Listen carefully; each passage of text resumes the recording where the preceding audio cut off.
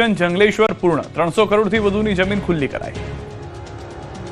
રાજકોટના જંગલેશ્વર વિસ્તારમાં મનપા દ્વારા 2 દિવસીય સુધી ચાલેલી મેગા ડિમોલિશનની પ્રક્રિયા સફળતાપૂર્વક પૂર્ણ કરવામાં આવી છે.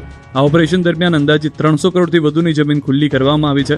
હાલ કાટમાળ હટાવવાની કામગીરી ચાલુ છે. તે પૂર્ણ થયા બાદ તુરંત 15 મીટરના રોડ બનાવવાની કામગીરી શરૂ કરવામાં આવશે. પ્રથમ દિવસે 1100થી વધુ ગેરકાયદેસર દબાણો દૂર કરવામાં આવ્યા. બીજા દિવસે અન્ય તમામ દબાણો પણ દૂર કરવામાં આવ્યા. કુલ 1489 ગેરકાયદેસર બાંધકામો દૂર કરાયા.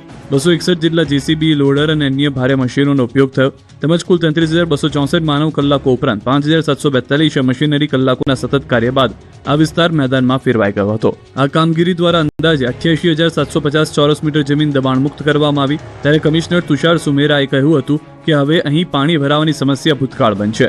તો બીજી તરફ આ અંગે ડીસીપી હિતલ પટેલનું માનવું છે કે આ કામગીરીથી ગુનાખોરી પર મોટો અંકુશ આવશે, કારણ કે અહીં 200થી વધુ હિસ્ટ્રી શીટરોના આશ્રય સ્થાનો તોડી પાડવામાં આવ્યા છે. નદીના પટમાં ચાલતી દારૂની ભઠ્ઠીઓ, જુગારના અડ્ડા અને નશાકારક પદાર્થના વેચાણ જેવી ગેરકાયદે પ્રવૃત્તિઓ હવે બંધ થશે. સમગ્ર પ્રક્રિયા દરમિયાન ડ્રોન અને સોશિયલ મીડિયા સર્વેલન્સ દ્વારા કડક નજર રાખવામાં આવી હતી. દબાણોના કારણે આ વિસ્તારમાં પોલીસના વાહનો, મેડિકલ ઇમરજન્સીની ટીમ, ફાયર વિભાગની ટીમ પ્રવેશ કરી શકતી નહોતી. હવે રોડ પહોળો થશે. સુરતના હત્યાના આરોપીનું ગેરકાયદે બાંધકામ પર મનપાનું બુલડોઝર ફરી વળ્યું.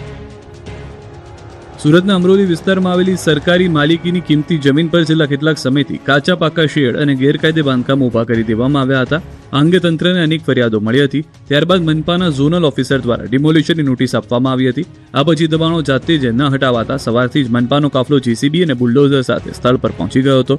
રસ્તામાં નડતરરૂપ દબાણો અને સરકારી પ્લોટમાં થયેલા દબાણોને દૂર કરવામાં આવ્યા હતા. 2 જેસીબી અને 4 ટ્રકની મદદથી દબાણ દૂર કરાયું. આ ગેરકાયદે બાંધકામો મર્ડર, મારામારી અને અન્ય ગંભીર ગુનાઓમાં સંડોવાયેલા આરોપીઓ દ્વારા કરવામાં આવ્યા હતા. કોઈ અનિચ્છનીય બનાવ ન બને તે માટે પોલીસે કાફલો પણ તૈનાત કર્યો હતો.